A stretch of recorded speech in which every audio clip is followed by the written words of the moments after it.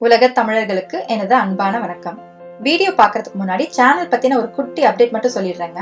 டிடிஸ் organic வீட்டு தோட்டம் இப்போ டிடி டாக்ஸ்னு மாத்தியாச்சுங்க. மோட்டிவேஷன் அப்படின்றது எல்லா வயதினருக்கும் தேவைப்படுற ஒரு விஷயம் தாங்க. அதனால இனி டிடி டாக்ஸ்ல மோட்டிவேஷன் தரக்கூடிய பதிவுகளும் கார்டனிங் சம்பந்தமான பதிவுகளும் இடம்பெறும்.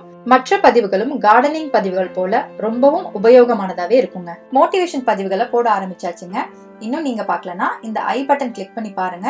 அப்படி இல்லனா சேனல் பேஜ்லயும் பாத்துக்கலாம். கம்போஸ்ட்ல ஆரஞ்சு லெமன் தோல்களை சேர்க்கலாமா அப்படின்ற क्वेश्चन நிறைய பேருக்கு இருக்குங்க. நம்ம சேனல் சப்ஸ்கிரைபர் கூட அதை கேட்டிருக்காங்க. வாங்க அதை பத்தி பார்க்கலாம். ஆரஞ்சு லெமன் தோல்களை கம்போஸ்ட்ல சேர்க்க வேண்டாம்னு சொல்றதுக்கான முதல் காரணம் என்னன்னா, இந்த சிட்ரஸ் தோல்கள் மக்குவதற்கு அதிகப்படியான காலம் எடுத்துக்கோங்க. மாம்பழத்தோட கொட்டைகள், சோளக்கருது கூட கம்போஸ்ட்ல சேர்க்கலாங்க. ஆனா அதெல்லாம் மக்குவதற்கு ரொம்ப நாள் ஆகும்.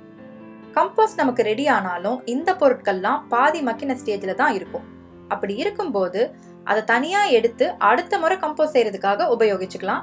அப்படி இல்லைன்னா அந்த தோல்களை கம்போஸ்ட்ல இருந்து தனியா எடுக்காம உரத்து செடிக்கு போடும்போது அப்படியே பயன்படுத்திக்கலாம். இரண்டாவது காரணம், வெர்மிகம்போஸ்ட் தயாரிக்கிறவங்க, அதாவது மண்புழு உபயோகப்படுத்தி உரம் தயாரிக்கிறவங்க ஆரஞ்சு லெமன் தோல் போடக்கூடாதுங்க.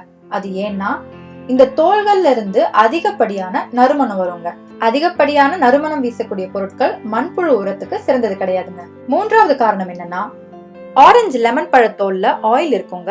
அதனாலதான் அதுல இருந்து எசென்ஷியல் ஆயில்ஸ் எடுப்பாங்க. ஆரஞ்சு லெமன் தோல்ல இருந்து வரும் ஆயில்ல இருக்க ஒரு சில பொருட்கள் மண்புழுக்கு ஒரு விதமான எரிச்சலை கொடுக்குங்க. இரிட்டன்ஸ்னு சொல்லுவோம் இல்லையா, அதுதான். அதனால மண்புழு உபயோகிச்சு கம்போஸ்ட் செய்யறவங்க இந்த தோல்களை கம்போஸ்ட்ல போடக்கூடாதுங்க. அப்போ ஆரஞ்சு லெமன் தோல்களை எப்போ கம்போஸ்ட்ல சேர்த்துக்கலாம், எப்படி சேர்த்துக்கிட்டா நல்லதுன்னு பார்க்கலாம் வாங்க. நீங்க வெர்மிகம்போஸ்ட் உரம் தயாரிக்கலனா உங்க கம்போஸ்ட்ல இந்த தோல்களை சேர்த்துக்கலாம். கம்போஸ்ட்ல மண்புழு சுத்தமா இல்லைன்னா இந்த தோல்களை நீங்க தாராளமா சேர்த்துக்கலாங்க. கம்போஸ்ட்ல மண்புழு தானாகவே உருவாகி இருக்கு அப்படின்னா அடிக்கடி சேர்க்காம எப்பவாவது சேர்க்கலாங்க. எப்பவாச்சும் சேர்க்கும் போது உங்க கம்போஸ்ட்ல மத்த கழிவுகள் அதிகமா இருக்கும். அங்கங்க இந்த தோல்கள் இருக்கும் போது ஒன்னும் பெரிய பாதிப்பு இல்லைங்க. மற்ற காய்கறி தோல்களை விட இந்த ஆரஞ்சு தோல்கள் அதிகமா போட்டுடாதீங்க. அப்ப மண்புழு செத்து போக கூட வாய்ப்பு இருக்குங்க. தோல்களை சேர்க்கும் போது மறக்காம சின்ன சின்னதா கட் பண்ணிட்டு சேர்த்துக்கோங்க. கம்போஸ்ட் மேல அப்படியே போட்டுடாம கொஞ்சம் கிளறி விட்டுட்டு உள்ள போடுங்க. ஆரஞ்சு தோல், லெமன் தோல் போடும்போது பழுப்பு நிற கழிவுகளை மறக்காம கூட சேர்த்து போட்டுக்கோங்க. அப்பதான் ஆரஞ்சு பீல்ல இருக்க நைட்ரஜன் லெவல், ஈரப்பதமும் பழுப்பு கழிவுகளோட சேர்ந்து நல்லா மக்கும். ஆரஞ்சு லெமன் தோல்கள் சீக்கிரமா மக்கணும்னா இன்னும் ஒரு டிப் இருக்குங்க. அது என்னன்னு பாக்குறதுக்கு முன்னாடி, கம்போஸ்ட் பின் எப்படி எடுக்கிறது, என்ன போடலாம், என்னெல்லாம் போடக்கூடாது அப்படின்ற கேள்விகளுக்கும் இன்னும் பல கேள்விகளுக்கான தெளிவான பதில்களோட சேனல்ல ஆல்ரெடி ஒரு வீடியோ போட்டிருக்கேங்க. அது இன்னும் பார்க்கலனா மறக்காம பாருங்க, ரொம்ப உபயோகமா இருக்கும். இந்த ஐ பட்டன் கிளிக் பண்ணீங்கனாலும் அந்த வீடியோவை பார்க்கலாம். சிட்ரஸ் தோல்களை ஃப்ரீசர்ல கொஞ்ச நாள் வச்சுட்டு கூட நம்ம கம்போஸ்ட் குள்ள போடலாங்க. ஃப்ரீசர்ல இருந்து வெளியே எடுத்துட்டு நார்மல் டெம்பரேச்சர் வந்துட்டு அப்புறம் கம்போஸ்ட்ல சேர்க்கலாம். இல்லனா கொஞ்ச நேரம் வெயில்ல வச்சுட்டு பிறகு கூட சேர்க்கலாங்க. ஃப்ரீசர்ல வச்சுட்டு அப்புறமா போடும்போது இன்னும் சீக்கிரமா மக்குதுங்க.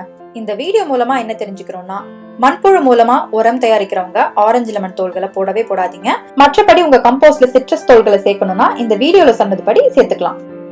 டிடிஸ் சேனல் வீடியோஸ் எல்லாருக்கும் ஈஸியா தெளிவா புரியணும் அப்படின்றதுக்காக நிறைய எஃபர்ட்ஸ் போட்டு டீடைல்டா ஒவ்வொரு வீடியோஸும் கிரியேட் பண்ணிட்டு இருக்கோம். உங்க சப்போர்ட் தெரிவிக்க like, share and subscribe the channel. உங்க ஃப்ரெண்ட்ஸ்க்கும் ஷேர் பண்ணுங்க. மறக்காம உங்க கருத்துக்களையும் கமெண்ட்ல பதிவிடுங்க. மிக்க நன்றி.